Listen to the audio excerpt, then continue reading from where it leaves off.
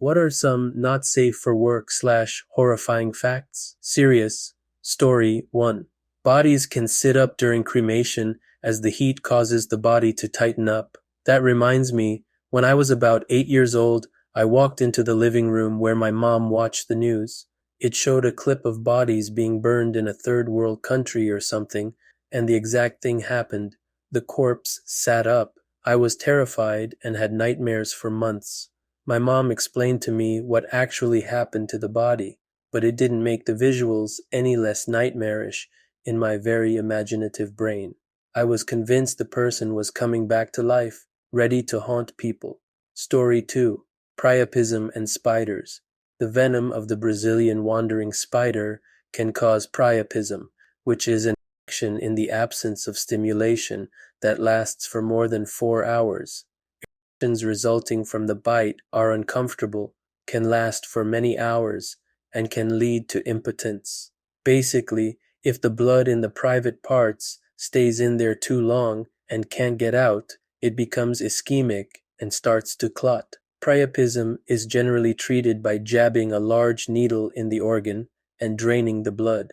The procedure is repeated multiple times to drain it all out of blood, in case the blood is too thick for the needle to drain, or if the issue continues.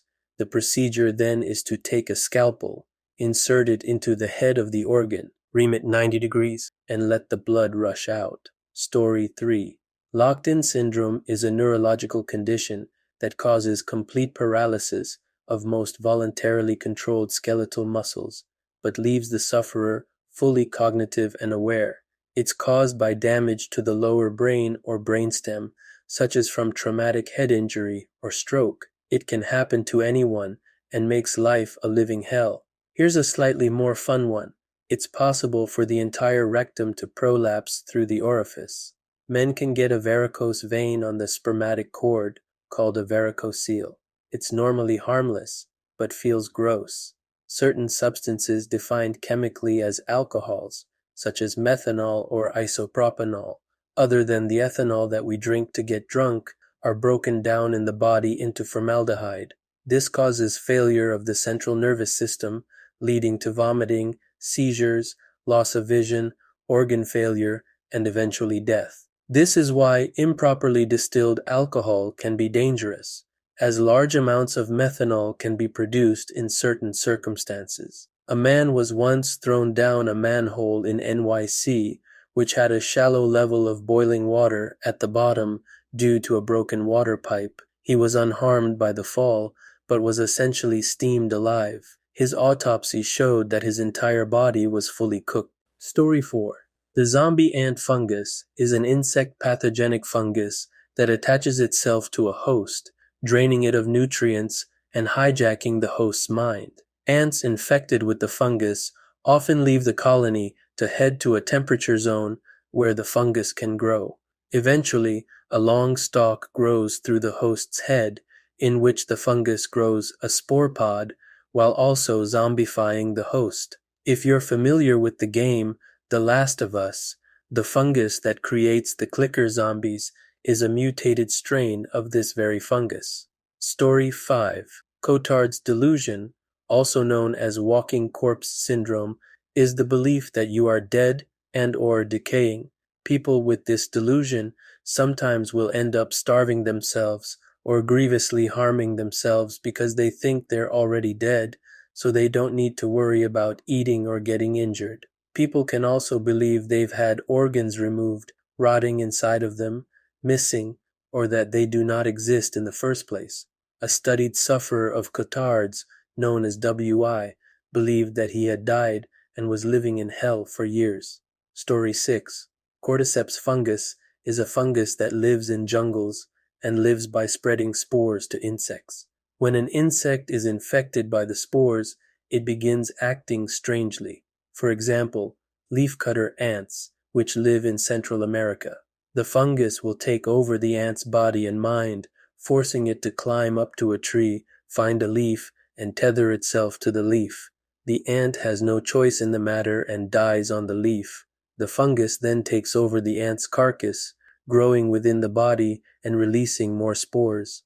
Some people call it a zombie fungus, but it's more of a mind control fungus. Story 7. When a pregnant woman dies and is buried, there is a such thing as coffin birth, where the gases from the decomposing body will force the fetus out of the uterus and through the birth canal, making it look like a birth has happened. I don't think this is common anymore in the first world, as we now prepare bodies with embalming fluid, and also, I believe if you are far enough along in a pregnancy, they will remove the fetus and either bury it in its own casket or in the arms of the mother. Story 8. Before the discovery of penicillin, syphilis was a horror of a disease. It was discovered that a high fever early after symptoms developed could kill the syphilis infection. But how do you summon a fever on demand? Malaria. Malaria wasn't curable, but it could be kept in remission with quinine. Someone with sufficient means, upon having contracted syphilis, could be deliberately infected with malaria and then take quinine for the rest of their life, even if the treatment failed. Death over a few nights from a malaria fever was likely a better fate than having the black lion slowly destroy the patient's body and mind. How serious was this treatment? It won a Nobel Prize in 1927. Story 9. The man who developed one of the first true autopilot systems for aircraft did so with the express purpose of joining, or perhaps more accurately, founding, the Mile High Club with another man's wife. It worked quite well until someone inadvertently bumped the on-off handle during the act, causing the aircraft to crash into a pond in Long Island Sound. Both pilot and passenger were unharmed, but their affair was discovered when they failed to adequately explain why they were both unclothed when help arrived. Story 10. The whole witches riding broomsticks thing comes from a fungus called ergot, which grows on rye.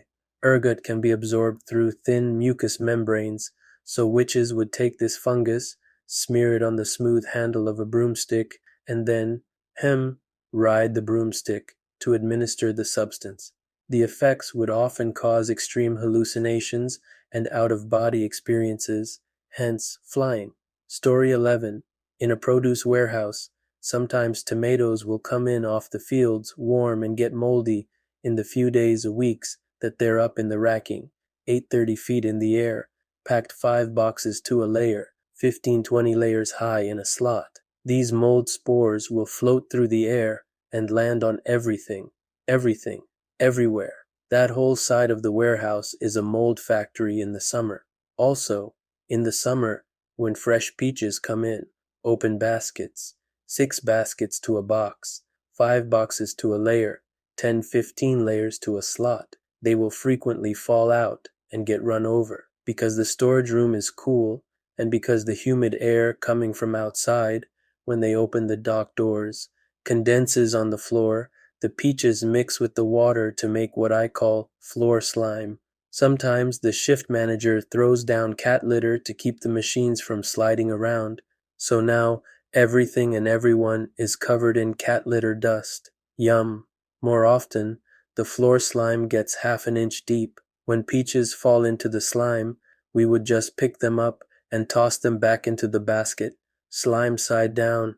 80+% of the afternoon shift at that produce warehouse was smoking pot on break. I watched a guy come back from break and smack 5,000 pounds of potatoes into a light 30 feet off the floor. When the bags hit the ground, the potatoes bounced and hit guys 40 feet away. It sounded like a bomb went off. Accidents like this happened at least 2-3 times a shift. Guys hitting sprinkler heads was also fun because the water would drop through all of the produce and make soggy boxes that collapsed under their own weight, further messing up the skids in the racking. All that is to say, wash your fruits and vegetables. This was a warehouse for the largest grocery chain in Canada. Put my way through university working there part-time, back when you could still put yourself through university working part-time in Canada. Messed up place, but most of the guys were the best I've ever known. I still weirdly miss it sometimes. Story 12. Ever heard of HeLa cells? HeLa cells, named after Henrietta Lacks, a 1950s cervical cancer patient. Her cancerous cells have changed medical research big time. These, aka immortal cells, were discovered at Johns Hopkins and were used when developing vaccines for polio, COVID-19, and they've been very important in leukemia, AIDS, and cancer research. It's incredible how her cancerous cells from over 70 plus years ago are still being used worldwide in research. Interestingly, Henrietta would never know about her worldwide legacy. Her tiny cancerous cells have made and continue to make. Henrietta left the world, but her cells stayed to make history. Story 13. Before you die, your last words could be, "I don't feel so good." I was a paramedic for 15 years and heard dozens of people's final words. The phrase I heard most often, possibly from half to 3/4 of them, was some form of, "I don't feel so good." I've also heard, "Wait, something's wrong. Something's happening. I don't feel right. Wait, something is wrong. It's happening. Oh no, oh no." People feel the blood leaving their brains, I think. Must be like a rush. A family friend passed away from a massive brain bleed. She was just sitting and having dinner and stopped, said, "There's something happening in my head," and passed out. Half of me is vaguely traumatized after hearing the story, and half of me sort of wants to know what she felt just then, since it wasn't, "My head hurts," or a similar. Story 14. In Formula One, safety belts were not mandatory until 1972. Before then, drivers believed it better to be ejected in a crash and either die instantly from a broken neck or suffer many broken bones. The alternative, they thought, was to be trapped and essentially cremated alive should the gas tanks ignite. Story 15. There's something called anesthesia awareness, where certain people go into surgery and they don't give you enough anesthesia. It will look like you're asleep, eyes closed, not talking or moving, but the patient can still hear and feel everything that's happening. But here's the scary part. You're unable to move, speak, or open your eyes. Unless they have a monitor to show your brain activity, you're stuck with having to endure the pain. Also, fun fact, more likely to happen to redheads. People who carry the redhead gene, like me, are unusually resistant to pain medications and anesthesia. Lidocaine barely works on me. I've had an injection into my knee, a big old contrast needle into my hip, and a uterine scope. The last was the most horribly painful of all. Little pinch my butt. It takes 2 Vicodin for me to get pain relief. I go without because doctors are in denial that an outwardly healthy 27-year-old could be in continuous pain. Every surgery I've heard, I've woken up much earlier than they expected. Startling and surprising nurses who expected me to be comatose for another hour or so. Thanks for the redhead genes, Grandpa. Story 16. Also, not sure of how much of a standard practice it is, but if you donate a body to a school, they will possibly ship your body elsewhere. I know I saw a comment about how you need to be near the place you donate to because they don't want to ship you to them, but they may ship you elsewhere. I know at least at the local college, they get all their cadavers from Texas, in Illinois, and we ship ours to them, so that there's less of a chance that a student may know the person. And they also cover the faces, unless doing any sort of head-face things. Again, at least the one by me does. Story 17. On airplanes, they turn off the lights before takeoff and landing, basically in anticipation of the plane crashing. Your eyes take time to adjust to the dark, so if the plane were to crash, your eyes would be pre-adjusted, thus increasing your likelihood of being able to make it out. They also ask that window blinds be opened in order to allow anyone outside to be able to see in order to check for survivors. Story 18. French casualties in World War I reached 6 figures from their own artillery fire. In the same vein, while the machine gun was deadly, artillery accounted for the majority of casualties in that conflict. World War I was also the first war in which weapons were deadly enough and medical care good enough that, for the first time in history, more soldiers died of enemy fire than disease. The planet quickly made up for that with the whole Spanish flu thing, which killed more people than the war. World War II commandos learned that if you rapidly stab someone through the back to the kidneys with a large, deep penetrating knife, it will kill them so painfully and suddenly that they won't be able to scream. There's no need to slit a sentry's throat. Likewise, a knife or narrow sword can deliver a deep puncture wound in a vital area which is almost impossible to survive or treat on time unless medical care is already on site, unlike most bullets or fragments from explosives. I could probably go on, but I'd rather not alarm my FBI agent any further. Story 19. Humans have enough bite power to bite off their fingers, bone and all. The only thing stopping us is our brain's natural safety factor. Like how when you fall, your immediate instinct is to catch yourself with your hands. While you can overcome this, I highly doubt you'll be able to bite off your finger. However, if you put your finger in your mouth and then insert something sharp far enough in your ear, you will bite anything in your mouth. Into Toe Story 20. During the Second Sino-Japanese War, the Japanese were very well known for committing heinous atrocities against Chinese civilians. During the Japanese coastal campaigns, hundreds of thousands of Chinese civilians evacuated the coastal cities and towns, seeking safety inland. The trek was far longer than most refugees anticipated, and the roads were choked by thousands of the sick, elderly, crippled, and young who would ultimately die of starvation and exposure. It was not uncommon for families to begin the trek with 5 or 6 children, only to end the trek with only 1 or 2. Story 21. Not sure if this has been entirely proven, but the brain cannot make up a face from nothing.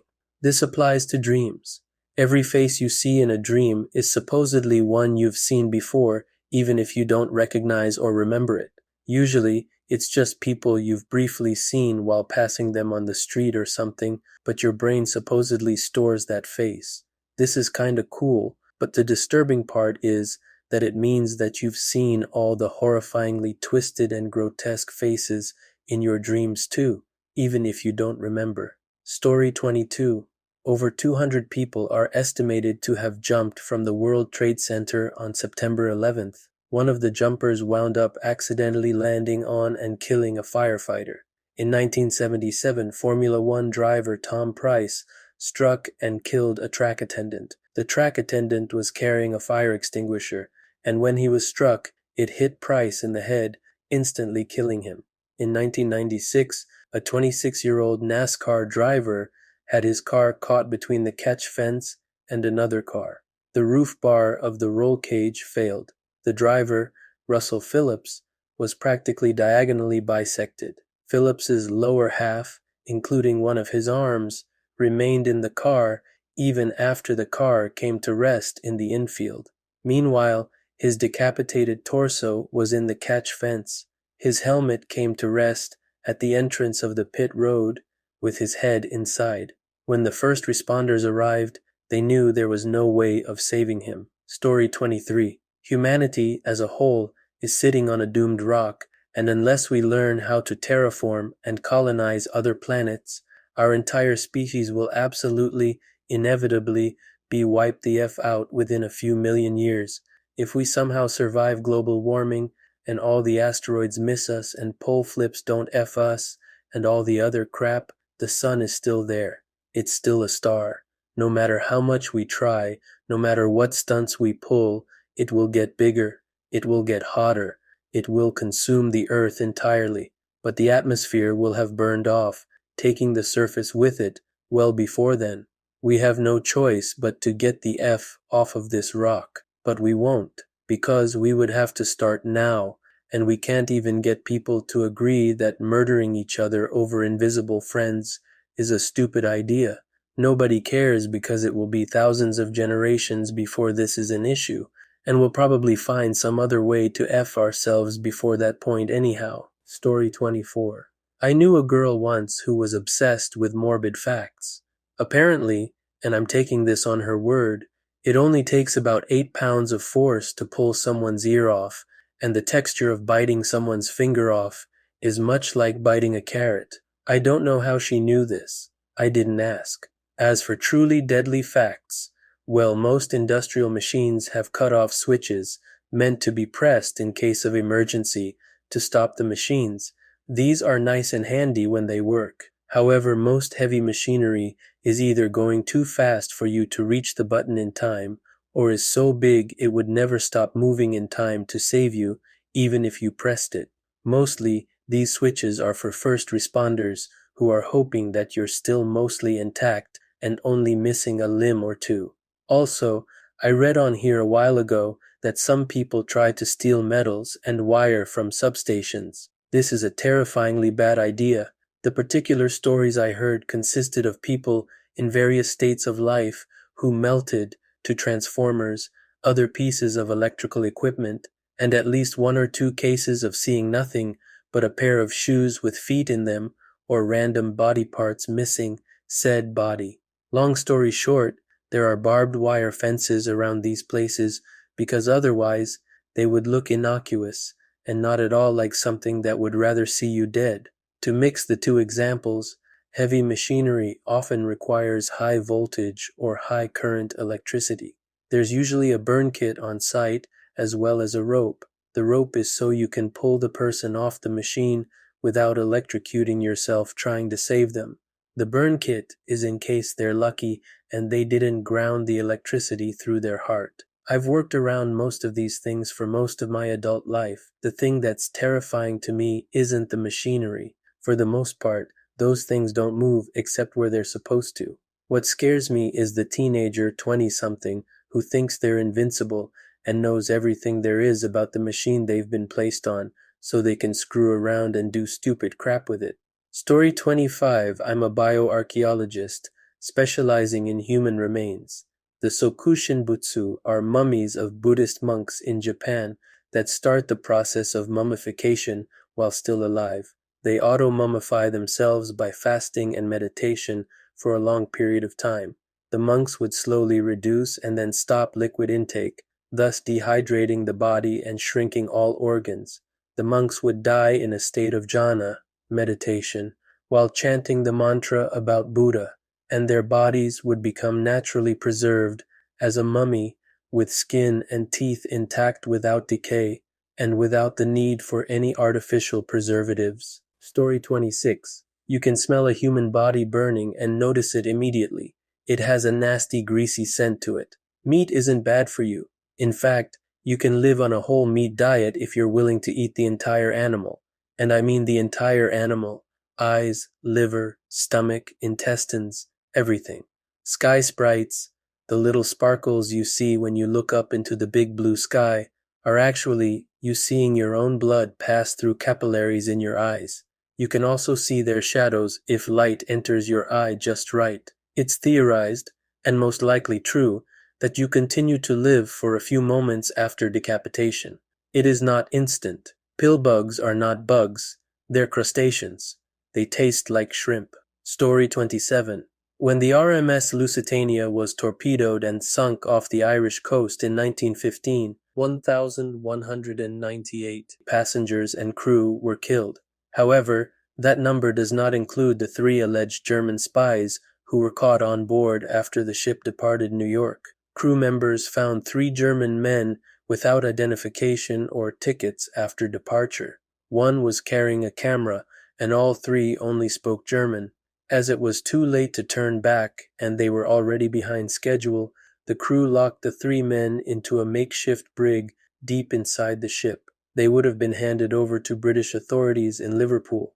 Instead, they met a watery end in the brig, their bodies never found. Lusitania also had 2 electric elevators to conduct passengers inside the huge ship. Witnesses later said that as Lusitania's electric dynamo failed during the sinking, passengers became trapped in the elevators, screaming in terror at the sudden blackness. Story 28. Selling human bones. It's a really lucrative business. People who do black magic stuff will first try to buy fresh corpses from graveyards. If they can't buy them, they'll steal them. And some graveyards actually leave older graves open, so the bones go suddenly missing one night if they need space. Also, the most expensive ones are for babies, children.